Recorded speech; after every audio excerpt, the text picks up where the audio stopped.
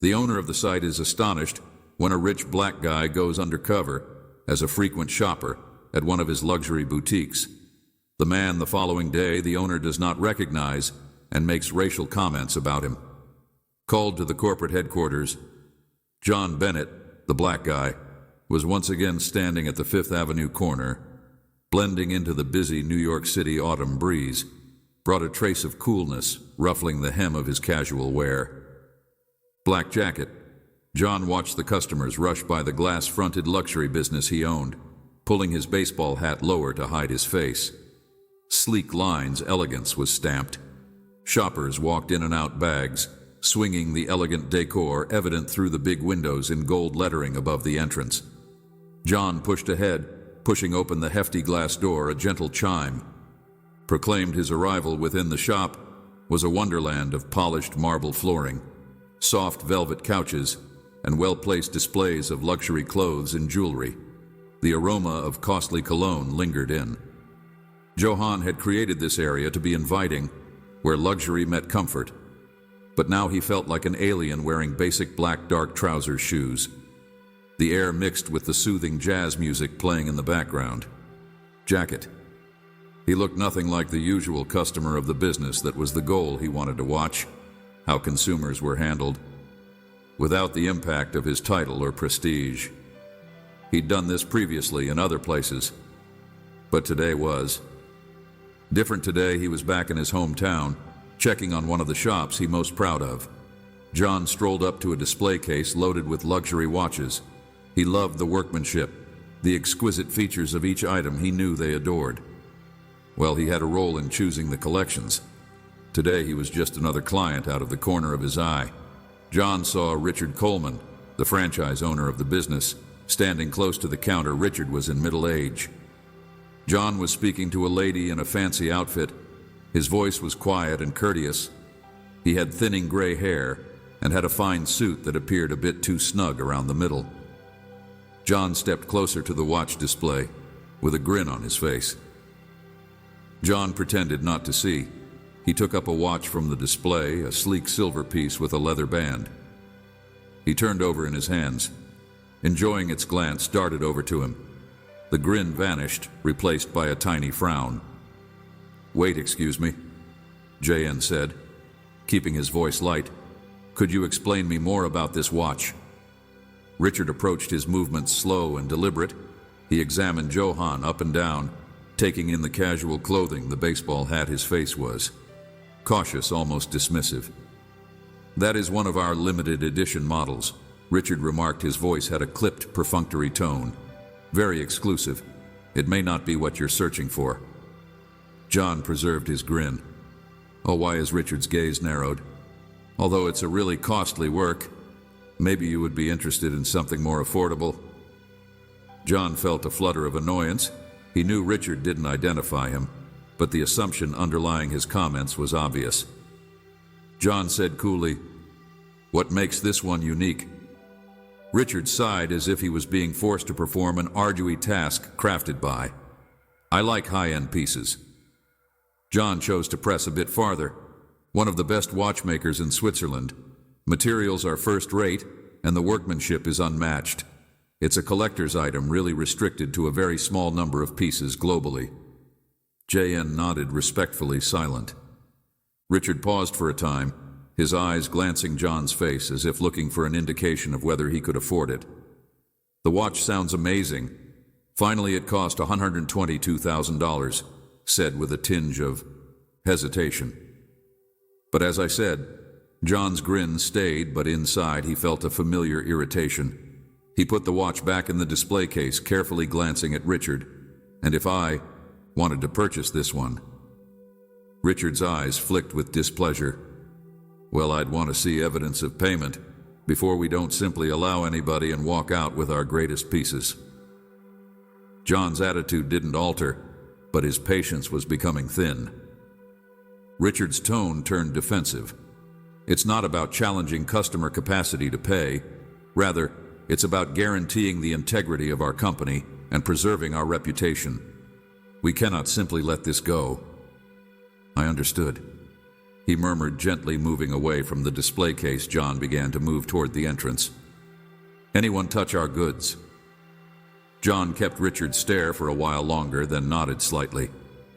Richard's eyes on his behind could almost hear the man's thoughts as he quietly assessed John, pushed open the door, and went back out into the cold air of the city.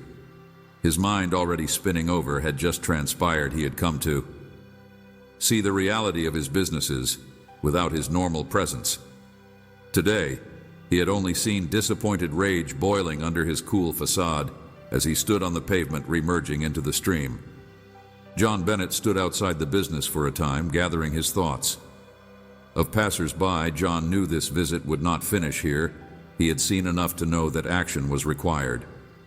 What he had witnessed thus far made his blood stew with wrath. He turned back toward the glass door and went inside again, determined to find whether this was a unique incident or a trend. The delicate chime chimed once more as he stepped in. He took a deep breath.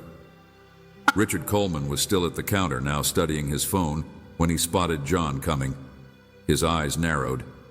This time he neglected glancing around and proceeded right for the part he had been standing in. John took another long breath, remembering himself of his goal. The previous condescension had not been an accident. Richard's countenance was the combination of anger and superiority John sought. He approached a show of. John took it up, putting it in front of himself to get a closer view.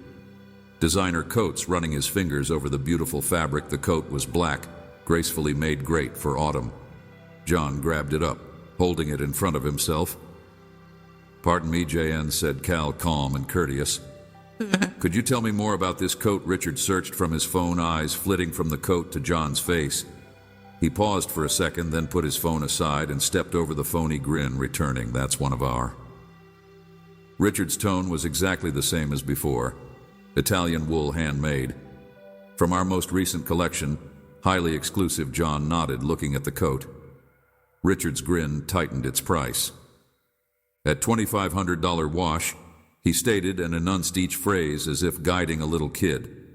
"These are designed for our high-end clients. We don't often have this type of stuff out for just anybody to touch." Richard's face stiffened. The courteous facade sliding, "Your regular clients know what they can afford and what they could not afford." John arched an eyebrow but kept his tone bland. John put the coat back on its hook, taking his time.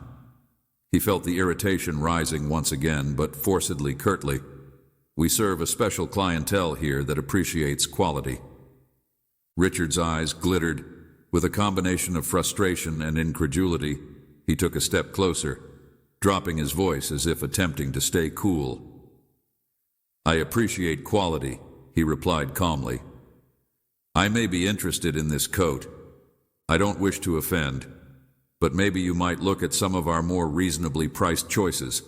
There's no need spending time on stuff." Richard stated, a tinge of contempt coming into his tone. "You don't know what my range is," John said, "and presuming you do, based on how I appear, is not good business." John's patience was thinning quickly. His voice was strong but controlled. Practice. Richard's countenance hardened more. He looked John up and down, plainly examining him again. "We have an image to uphold," Richard stated slowly, as if speaking to someone who didn't grasp the rules. "We cannot simply have anybody come in and touch our most costly objects. It's about keeping the brand." John maintained Richard's stare, his wrath now apparent in his eyes. "Evaluating individuals based on their looks is not how." John repeated. Richard crossed his arms, tightening. "Our clients, they value exclusivity. They don't want to see just anybody in here touching anything. It's about the experience, the setting. It's about sets us different." John let out a deep breath. His eyes never leave Richard's. "And you believe treating prospective customers with contempt is part of that experience?" Richard shrugged, a smug smile crossing his face. "I think I know my consumers better than you do. My duty is to uphold the integrity of the shop." JN, neglected, responded quickly, glanced around the store, absorbing the well-placed goods, the other customers starting to. John remarked, ultimately his voice chilly, I believe I have seen everything I need to see without waiting for a reply. Then he turned back to Richard. Thank you for your time. John turned on his heel and went away.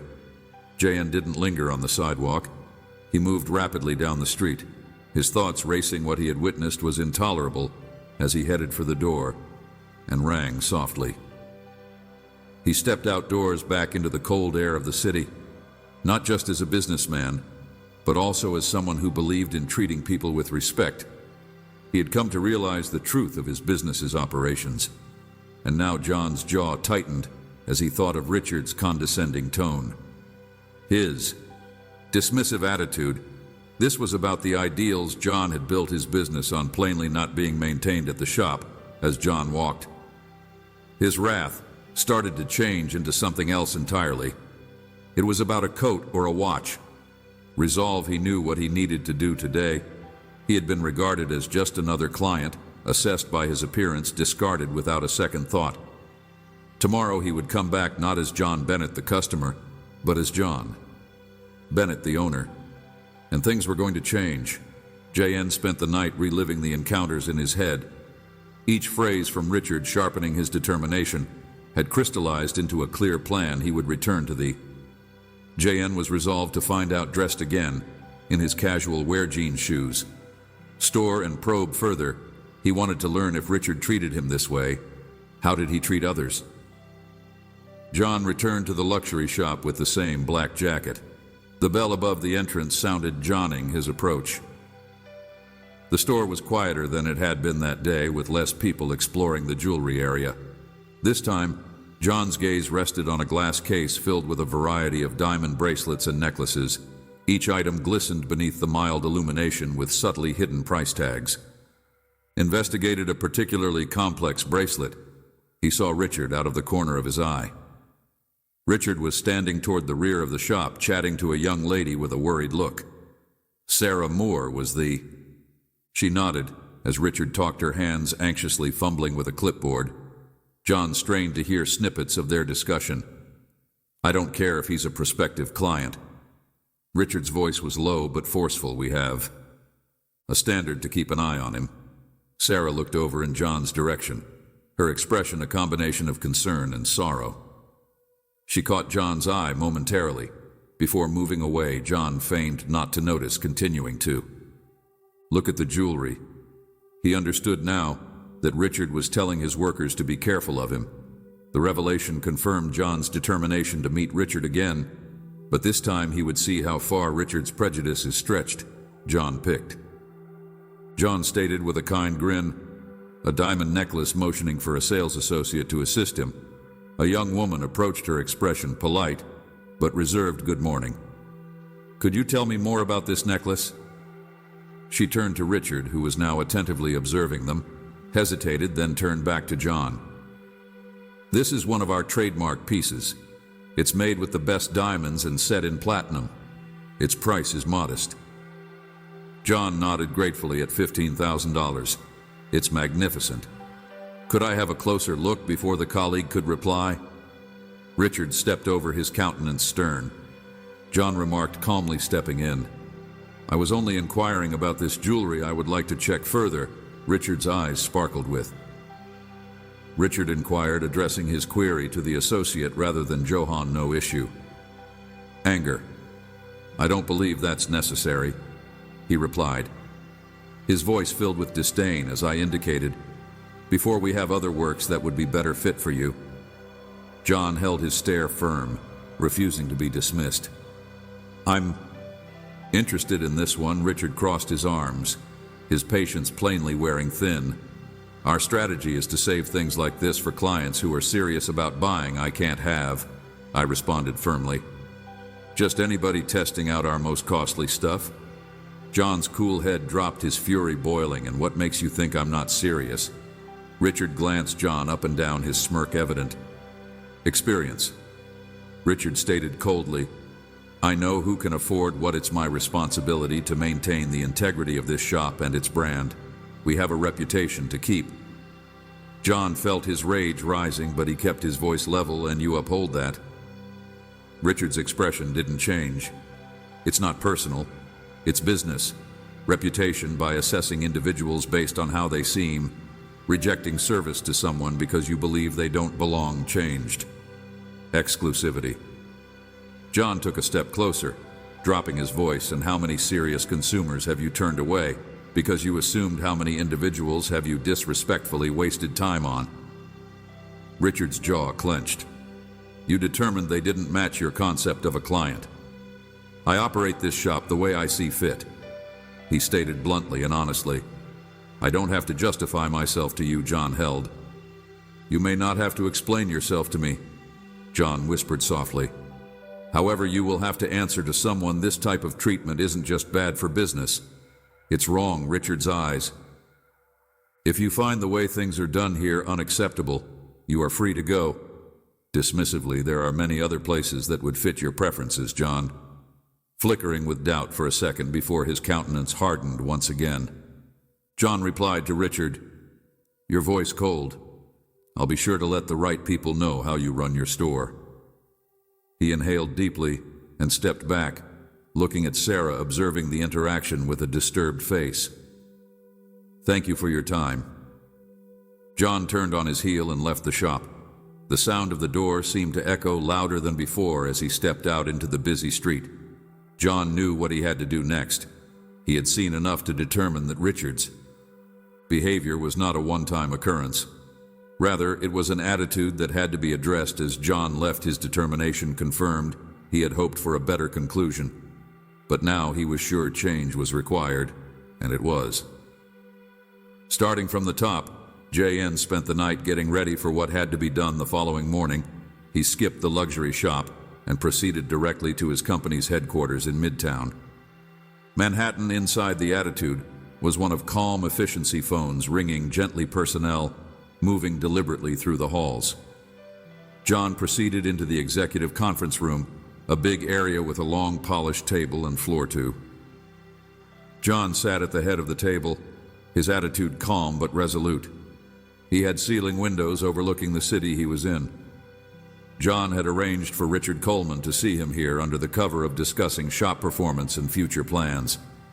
Knew this would guarantee Richard arrived up. John's assistant, Lisa, waited by the door, waiting for Richard to come shortly. Richard entered the room, his customary aura of confidence wrapped about him like a shroud. He wore a fine suit, and his face.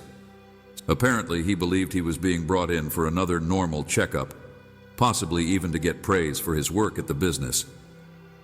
Richard's feet halted little when he noticed John. He had a look of interest mixed with a tiny displeasure. Sitting at the head of the table, his eyes opened in surprise, and he looked at Lisa, then back at John. He was obviously attempting to locate John, and bewilderment flickered over his face. J.N. kept mute for a minute, enabling Richard to absorb the picture. Then he said, his voice calm and powerful, "Have a seat, Richard," J.N. said, waving to a chair. Richard paused for a while before pulling out a chair and sat down. "Good morning, Mr. Bennett," Richard remarked warily. "I wasn't expecting to see you here. Is everything okay?" J.N. moved forward slightly, his eyes steady. "No." "Richard, everything is not all right. I have come to share some serious concerns about your actions at..." Richard's eyes flashed with uncertainty. Then, with an effort at his normal confidence, "Worries about what I have been operating the shop the way I always have sales. If there is a problem, I would have strong brand image." "Richard, the problem is how you treat people. I visited your business yesterday. Sales statistics aren't the problem here." John's look stayed the same. John continued before he could. "I arrived as a normal customer dressed casually, and realized dawned on Richard's face, rapidly followed by a flash of dread. His lips opened, then closed as he attempted to think of a response. "Speak. I witnessed personally how you evaluate me based on my looks," John said, his voice calm. "But you made assumptions. You were dismissive, and you refused to provide the same degree of service you would have for someone you judged worthy." Customer. This is about how you probably treat others. Anybody who doesn't match your limited perspective of who deserves respect. Richard gulped hard, his face reading Mr. Bennett. I didn't realize it was you if... John cut him off. This is precisely the issue. You shouldn't have to know who someone is to treat them with basic human decency. Our firm advocates for diversity and respect. We developed our brand on the premise that luxury is not just about exclusivity, but also about making people feel valuable. You have converted Richard's business into the reverse, what it is intended to be. Richard shuffled in his seat, visibly uncomfortable. I was simply trying to preserve the brand's image, to keep it exclusive and high-end. Our clients want a specific environment, a certain clientele. John's voice toughened. Our consumers expect great items and polite treatment, regardless of what they look like or how they dress. Richard's face was a mask of despair now. Mr. Bennett, you deserve to feel welcome. Your conduct compromises everything our brand is meant to represent. I understand. Richard, your attitude isn't something that can be corrected with training. It's a basic issue with how you view. Now I'll do better. John shook his head slowly. It's too late for that. People, and it's not something I can let to continue effective immediately. I'm terminating your franchise agreement. Richard's eyes widened in disbelief. You can't be serious. I have been with this firm for years. I have helped establish the name of that shop. You cannot just cut me off. As John stood up, never wavering from Richard's "Sure I can," and your conduct reflects on the whole firm. And I won't allow one person's biases ruin everything we have created. Security will escort you out. You will get details on the termination procedure and what will happen next. Richard stood up as well, his face a combination of wrath and disbelievement. I am the finest manager this firm has. You will regret this. JN stayed cool, his voice steady. Richard, the error was permitting you. I won't regret making sure that my shops are operated by individuals who know what this brand really stands for if you find yourself in a situation where you may compromise the ideals of the firm. Richard glanced at for a bit, then turned quickly, stormed out of the room, his footsteps booming down the corridor. John watched him go, feeling a sense of determination come over him. It wasn't just about firing Richard. It was about safeguarding the integrity of his firm and making. John went to Lisa, who had seen the whole interaction quietly, to make sure Richard was removed out and that the transformation process started right away, JN stated, assuring every client felt cherished and respected. Mr. Bennett, I'll take care of it. John moved up to the window, gazing out over the city he had visited. Today would be a vital start towards additional effort to guarantee that every shop bearing his brand maintained the ideals he believed in. John stood at the big windows of his office, gazing out over the busy streets of New York City below the conference. Johann felt a feeling of serenity. The message was clear. Respect and integrity will always come first. For now only. Richard had gone as predicted, but the feeling of finality hadn't come with gratification. John understood firing Richard was required, but it was just one aspect of a more general problem. As he moved away from the window, his phone buzzed. It was a message. John went down the corridor to the conference room where Sarah was waiting. She rose up rapidly, appearing apprehensive. From Sarah Moore, the assistant manager of the shop, she had agreed to see him at the headquarters. Brown hair was tucked back into a tidy ponytail. She wore a basic shirt and skirt. Her eyes reflected a combination of worry and optimism. John handed her. "Thank you for coming," Sarah JN said, moving for her to seat I. "No, it's been a demanding couple of days." Sarah nodded, her hands clasping and unclasping in her lap. "Yeah, Mr. Bennett, it has been. I heard about what happened with Richard. The staff is discussing. They're scared about what's going to happen to the shop." John sat down across from her. "I understand. That's why I wanted to speak to you. Richard's departure was important for the health of the firm, but I realize it causes a lot of uncertainty. I wanted to make sure." Sarah nodded, her countenance serious. "I appreciate Mr. Bennett. I have always tried to do my best at the shop, but it has been challenging, Richard. He had his way of doing things, and it didn't always coincide with what I believed was correct. John observed her closely and noticed how you behaved in the shop. Sarah kept professional even in a tight circumstance, hence I would like to give you the job of temporary manager. I think you understand what this brand symbolizes for Sarah's eyes, widen astonishment and relief filling her face. You know the staff, she knows the shop. Manager, she repeated, Mr. Bennett. I don't know what to say. John smiled, said you'll take the role and help me make sure the shop represents the values we believe in. I need someone I can trust. I've always believed in treating, to lead someone who won't make the same errors Richard made. Sarah's hands shook slightly as she nodded.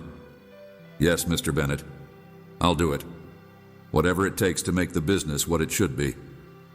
Every client with respect, regardless of their expression, was precisely what I wanted to hear.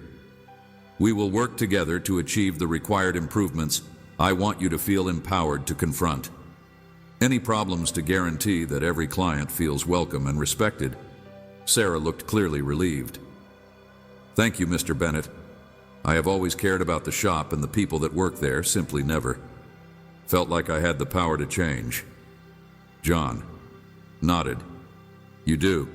Now I'll make sure you have the tools you need. We start with retraining for all workers, concentrating on customer service and inclusiveness. I want every individual who goes into that store to feel like they belong, whether they're shopping for a $10,000 watch or simply browsing. Sarah's confidence appeared to build as they chatted. I can do that, knowing the staff will react favorably. And two, they simply need to know that their efforts are encouraged and that they are working in a great atmosphere.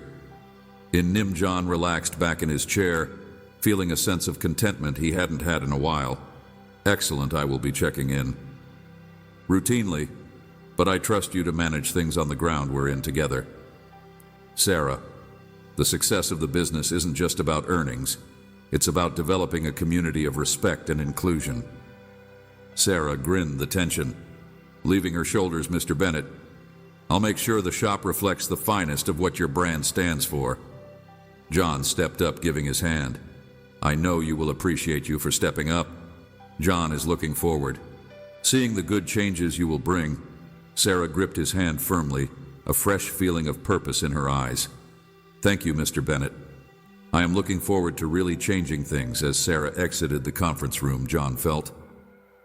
Though the events of the last few days had been difficult, they had also been a spur for the required change. He understood. There was more work to be done, more shops to visit, more managers to meet. But today was a start in the right direction. John went back to his office, gazing out over the city once again, and considered the individuals that passed through the doors of his businesses every day, each with their own story, their own goals and ambitions he had created. Right path. Today, John had acted to guarantee that belief was maintained as the sun fell over the horizon. His brand was based on the conviction that everyone deserved to be treated with decency, no matter who they were.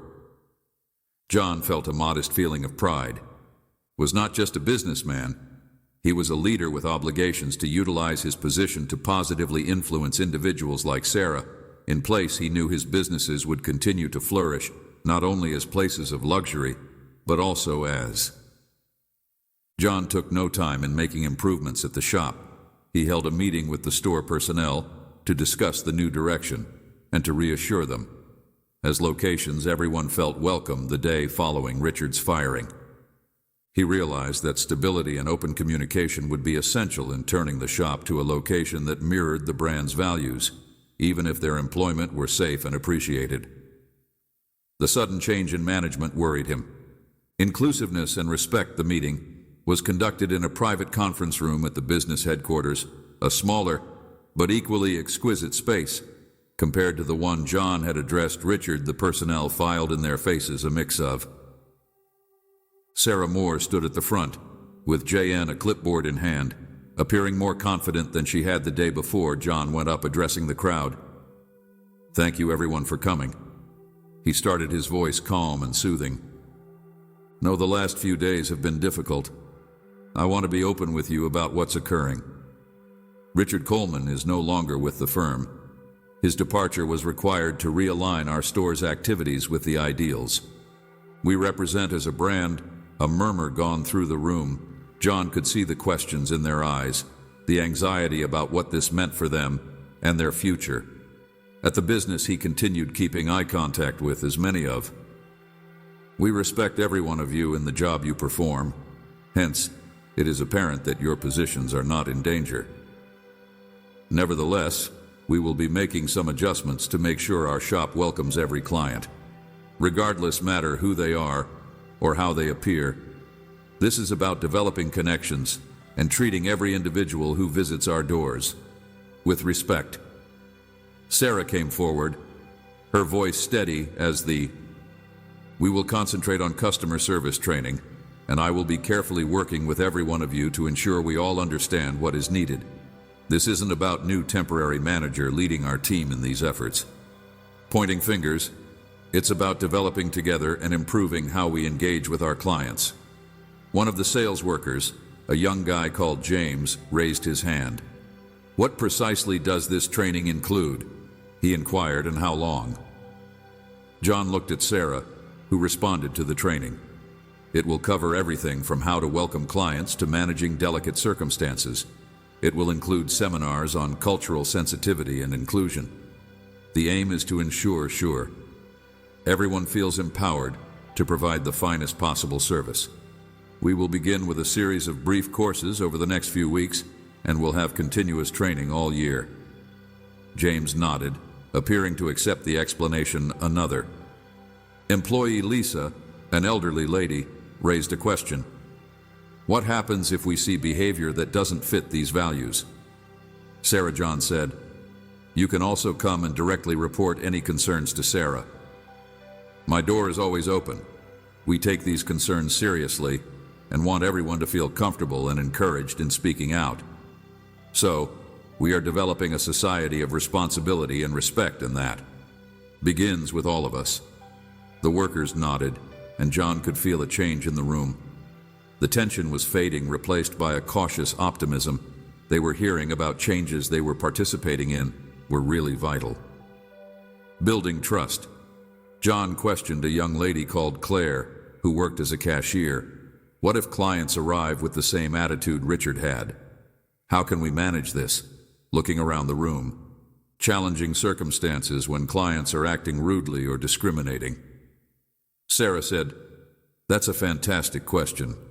Claire, part of our training will involve conflict resolution and de-escalation strategies if you ever feel uncomfortable, or if a client is acting improperly, don't hesitate to call on a manager. We want you to feel empowered to handle circumstances professionally. We also want you to be supported. JN nodded in agreement. Remember, you're not alone in this.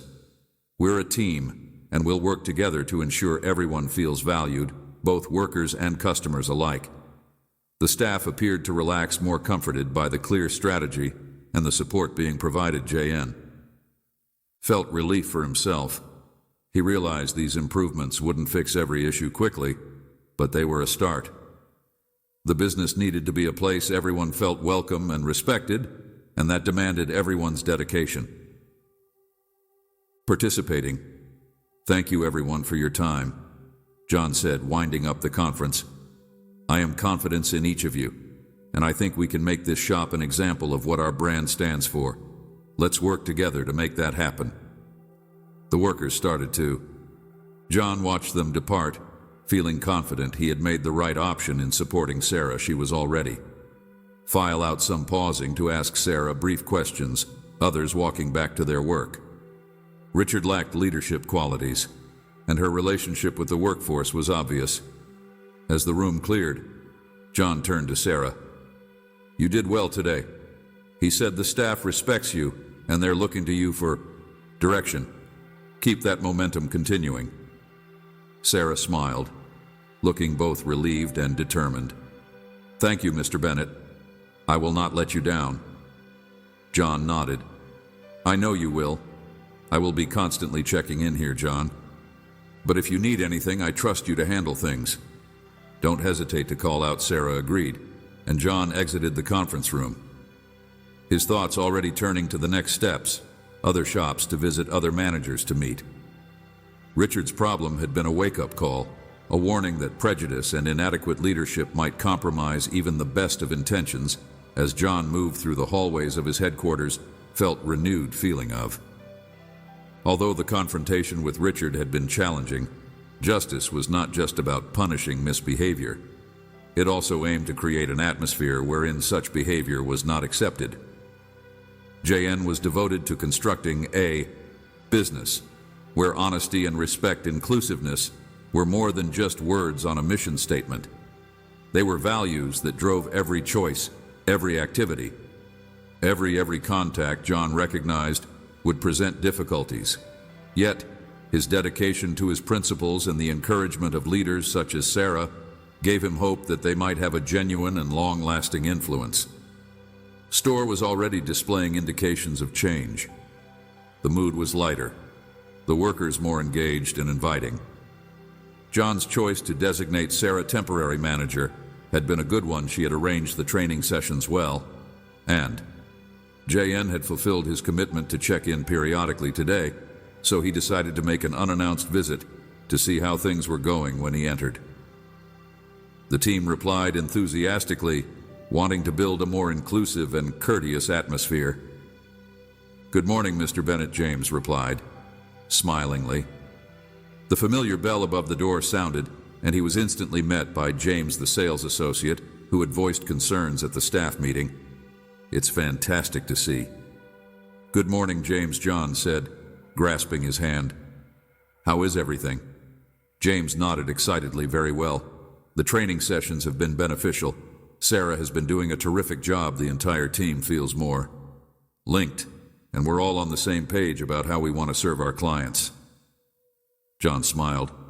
"That's exactly what I wanted to hear. Keep up the great job.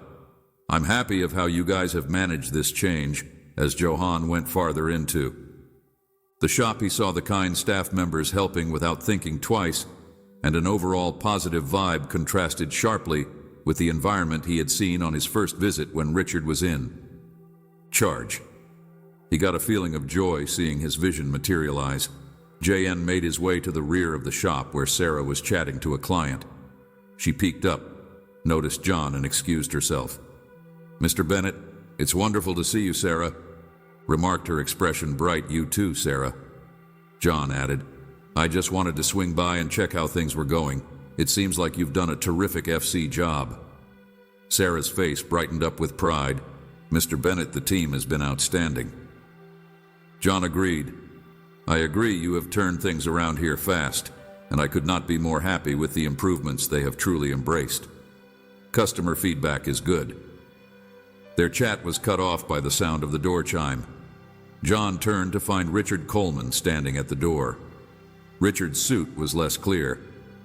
"I will keep supporting you in any capacity." Than usual, his worried expression matched his eyes scanning around the shop, resting on John. And Sarah John's visage tightened somewhat. He hadn't anticipated Richard here, particularly not after there. Richard made his final visit, walking slower than usual, and with less confidence. "Mr. Bennett." Richard started, his voice almost begging. "I know I'm probably the last person you want to see, but I have to speak to you. Please give me a minute." John's expression kept blank. He gazed at Sarah, startled eyes, but stayed still. Quiet, then looked at Richard. "All right." "Richard," John stated coolly. "You have a minute." Richard drew a long breath, his shoulders drooped. "I come to apologize, Vaughn. I realize I was mistake. I have time to consider my actions and see now that I made a horrible error. I criticize people harshly, let my preconceptions interfere with doing my work, Mr. Bennett. Really, I am." JN listened without interrupting. Richard's eyes were begging, his face incomprehensible, filled with desperation. "I had been with the firm. Richard kept caring for the brand of the shop for years. Please give me another opportunity. Let me demonstrate that I can manage the shop the way you want it to be done. I will do everything." For a minute, John remained mute, letting Richard's words float through his mind, considering them many times. Richard had very certainly turned away clients based on their looks, handling JN personally and abrupt. Change of heart seems more driven by desperation than by true regret. I appreciate your apologies, Richard John said at last.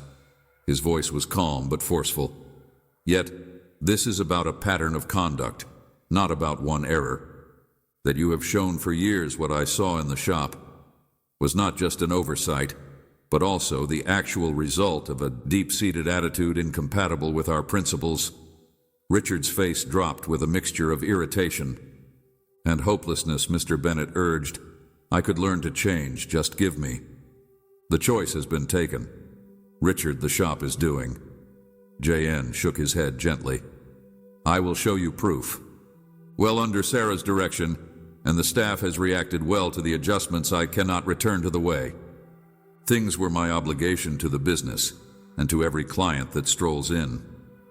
Through those doors, letting you come back would compromise all we have done for Richard's shoulders.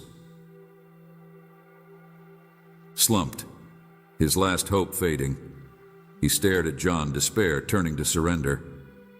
I understand, he said. Softly, nearly to myself, I just thought maybe JK's voice softened little Richard. Maybe you will find this as. The chance to evaluate and develop this is more about making sure the correct people are in place than about retribution. Though you won't be receiving this shop back, to maintain the ideals of the brand, I wish you the best in your future activities. Richard bowed, his eyes downcast. Thanks, Mr. Bennett. He muttered silently without more word turned. He left the shop, his movements slow. JN watched him leave, sympathy and resolution Richard's. Apologies came too late. The harm had been done. John couldn't sacrifice his brand's integrity for the sake of. Giving Richard another opportunity, his obligation rested on his business, staff, and clients. Sarah stood, her smile one of relief. Thank you for not allowing John to return. I believed the silently beside John one of relief. If he did, John nodded. Staff would have been concerned. Hence, I decided based on what would be best for the shop and the patrons. Sarah, you have done a fantastic job here. Keep up the excellent work. We are developing something unique, and I am. Thank you, Mr. Bennett. Trusting in your capacity to lead, Sarah grinned, a feeling of success gleaming in her eyes.